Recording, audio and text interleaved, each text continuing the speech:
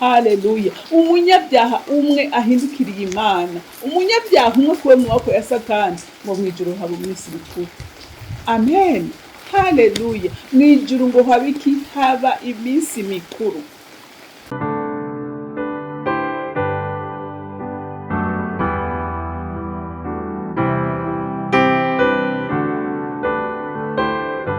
Bakunzi bahoye CANAAN TV, ndanezerewe kandi gusubira guhura namwe ngo tuganire ijambo ry'Imana. Ariko imbere yuko tuganira, reka tubanze dusenge. Nta usa nawe Mana, nta uringaniye nawe, uri umuvyeyi mwiza ukunda bose, kuko wewe ugwishiriza imvura yawe abi n'abeza, ukakiriza izuba ryawe bose. Ico gituma Mwami Imana tutagira ubwoba kuza imbere yawe uko turi kose, mu ntege nke n'ibigabitanyo byacu tuzi ko tuzi imbere y'umuvyeyi adukunda kandi atugirira neza uko bukeye n'uko bwije. N'ubu ndasenze sengera Mwami Imana abantu bose bafite isoni zo kwegera intebe yawe, bamenye kuri Imana ibakunda, wanka cyane wanka umuntu. Rero wemere abantu bose bakwegere kandi bagira inyota yo kukwegera, kuko uri umuvyeyi mwiza ufise umutima ukurwamwo abantu bose. Ndagushimiye kandi ndakuninahaje, icubahiro cyose n'amashimwe yose aba yawe, mu izina rya Kristo Yesu senze nizeye kuvyumvise. Amen, amen. Ijambo ndakuzaniye muntu w'Imana uyu munsi ni ijambo ryo kuguhumuriza. Hari abantu benshi usanga baragiye mu byaha, bakabona ko imenga Imana ntiyo bakira, umenga Imana yarabanse, imenga bateye isoni Imana. Nagira ndagutera intege nkubwira ngo humura. Uko bisa kose, uri umwicanyi, uri umusambanyi, uri gisuma, uri umurozi, umva icyaha cyose wowe uzi wakoze, Imana ntikangwa n'ibyo. Haleluya. Imana ntikangwa n'ibyo. Imana yiteguye kukugirira neza. Haleluya. Yiteguye kukugirira neza kuko Imana yacu ni nyembabazi. Reka dusome ijambo ry'Imana riri muri Luka igice cya 19, dusome kuva ku murongo wa mbere dushikane ku murongo w'10. Haravuga ngo ashikiye ariko arahaca, hari umuntu yitwa Zakayo, yari umutoza akora mukuru kandi yari umutunzi. Agerageza kuraba Yesu ngo amenye uwo ari we, bimwankira kubwo ishengero kuko yari mugufi. Arirukanga aja imbere, yurira igiti citwa umusukomora ngo amurabe kuko yagira ace muri iyo nzira. Yesu ahashitse ararangamiza, aramubarira ati, Zakayo, ururuka n'ingoga, kuko uwo munsi ukwiye kurara iwawe. Yururuka vuba, amwakirana akanyamuneza. Babibonye bose baridodomba bati, ko yinjiye kurarira umuntu w'umunyabyaha. Zakayo arahagarara abwira umwami Yesu ati, raba mwami, umugabane w'itunga ryanje ngira ndawuhe aboro, kandi umuntu wese nagunze ndabimurihe kane. Yesu amuvuga kati, uyu munsi agakiza gashitse muri iyi nzu, kuko uwo nawe ari umwana wa Aburahamu, kandi umwana w'umuntu yazanywe no kurondera no gukiza icari carazimiye. Amen. Murumvise inkuru y'uwo mugabo Zakayo. Zakayo twumvise ko ari umutoza akora mukuru, kandi burya abatoza akora barakunda kubabaza imitima y'abantu. Barakunda kubabaza imitima y'abantu kubera iki? Kubera hari abo barenganya, hari abo bakiturire byinshi. Urumva n'abantu mu majambo make bankwa n'abantu, bidogegwa n'abantu bakanezera imitima yabo batoza amakori. Haleluya. Rero na Zakayo yari muri abo bantu, yakundwa n'abantu kuko ngo yari yaribye abantu, ko nabo nyene mwumvise ko abishingira intaye muri iri jambo. Haleluya. Hanyuma ngo yumva amakuru ya Yesu. Haleluya. Yumva amakuru ya Yesu, yumva umuntu akize ibimuga, yumva umuntu ahumura impumyi, yumva umuntu ariko arakoreshwa ibitangaza biteye ubwoba. Agira umutima wo kuja guhura n'uyu muntu. Haleluya. Ati jengera nje kuraba uyu muntu numva w'igitangaza abantu bose bavuga. Ngo kwera ngo yari mugufi gose. Ngo hashitse ngo asanga huduye abantu benshi.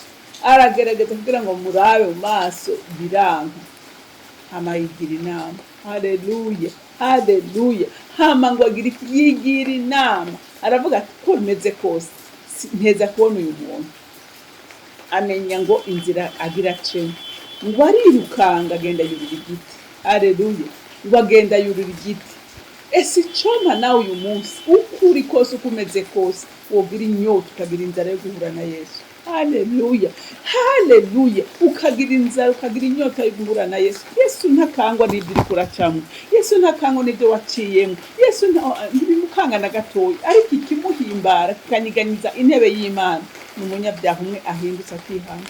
Haleluya, umunyabyaha umwe ahindukiriye Imana, umunyabyaha umwe kuwe mu maboko ya Satani, ngo mwijuru haba iminsi mikuru.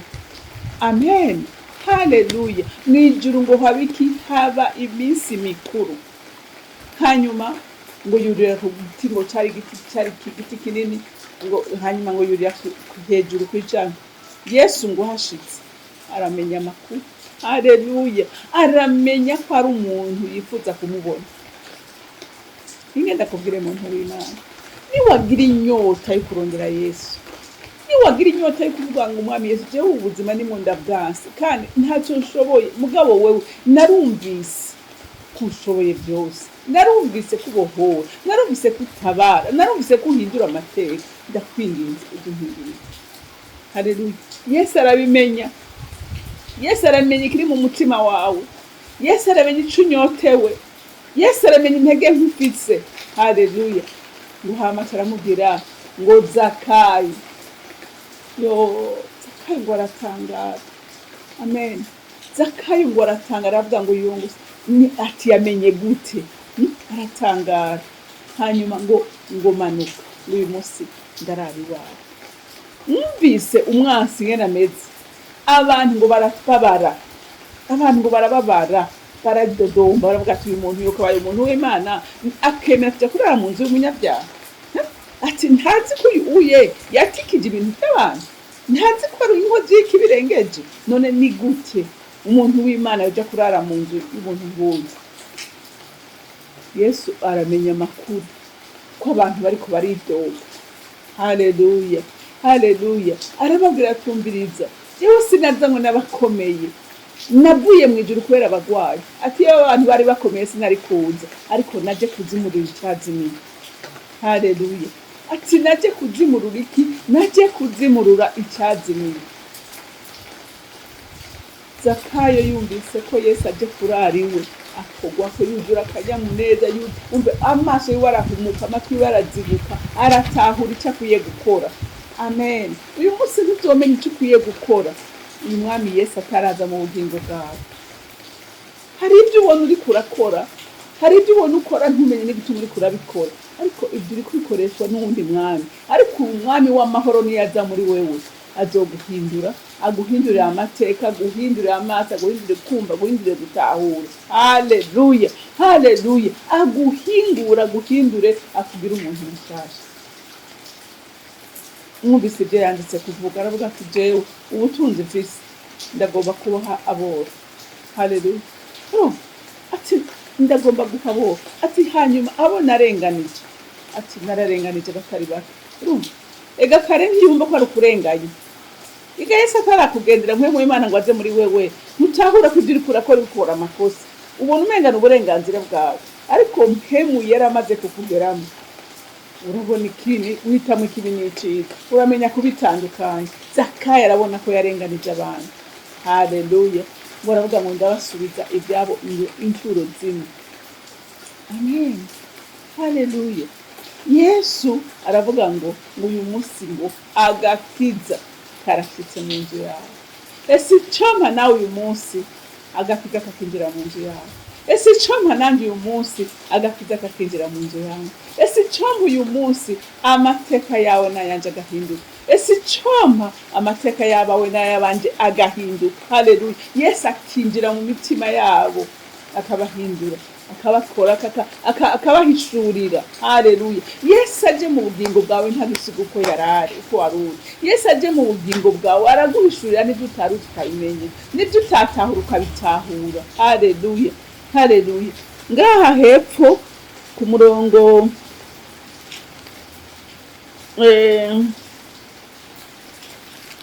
aha ku murongo w'icenda ngo Yesu amuvuga kati uyu munsi agakiza gashitse muri iyi nzu kuko uwo nawe ari umwana wa Aburahamu. Haleluya.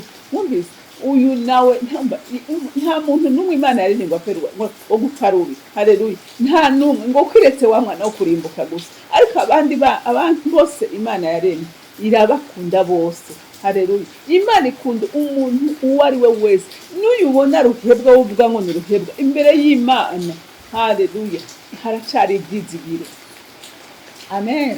Imana iracamubonamwo ko ibyizigiro ko ashobora kuvamo umuntu. Rero nk'abana b'Imana ahubwo aho gutabo baruhebwa tuba dukwiye kubegera gusumba, kuko n'umwami wacu atweretse akarorero.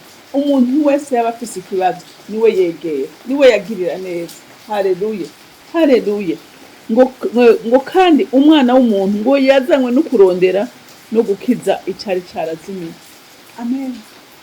Haleluya. Uyu munsi ngo dukorera mu gishingo ca Kristo, ariko icazimiye ahubwo tugifasha kuzimira gose.